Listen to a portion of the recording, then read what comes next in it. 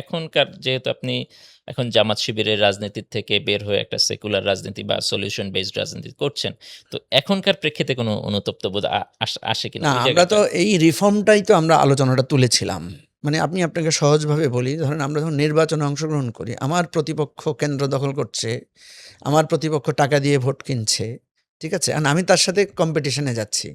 যখনই কম্পিটিশনে যাচ্ছি, তখন এবং ওই কম্পিটিশনটাকে যখন আমি এইভাবে বিবেচনা করছি, যেটা ইসলামের বিজয় আর পরাজয়ের সম্পর্ক, তখন আমাকে মনে হতে হয় যে আমাকেও তো এই লড়াইটাতে জিততে হবে। নাইলে তো আমার ইসলামের যেই প্রসার মানে অগ্রসরতার যে জায়গা, সে জায়গাতে আমি হেরে যাব। পলিটিক্যাল কারণে অনেক কিছুকে আমাকে একই ধারায় তার সাথে মোকাবেলা করতে হচ্ছে। যেমন সে যখন বলছে যে লড়াই লড়াই লড়াই চাই, লড়াই করে বাঁচতে চাই, আমাকেও বলতে হচ্ছে লড়াই লড়াই লড়াই চাই।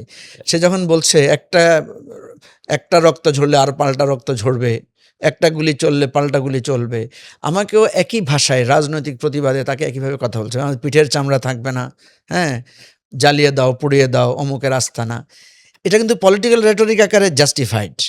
কিন্তু যখনই আপনি এটাকে আদর্শিক বা ইসলামিক জায়গা থেকে দেখবেন, তখন আপনার কাছে একটা খটকা লাগবে। আপনার কাছে মনে হচ্ছে আমি আরেকজনের চামড়া তুলব কেন? আমি আরেকজনকে জ্বালিয়ে দাও, পুড়িয়ে দাও, এ ধরনের হুমকি, এটা ইসলামের সাথে যায় কিনা? তো এই দ্বন্দ্বটা আমাদের মধ্যে কাজ করেছে।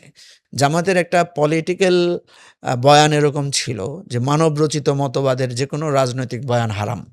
জাতীয়তাবাদ, ধর্মনিরপেক্ষতাবাদ, এগুলো হারাম।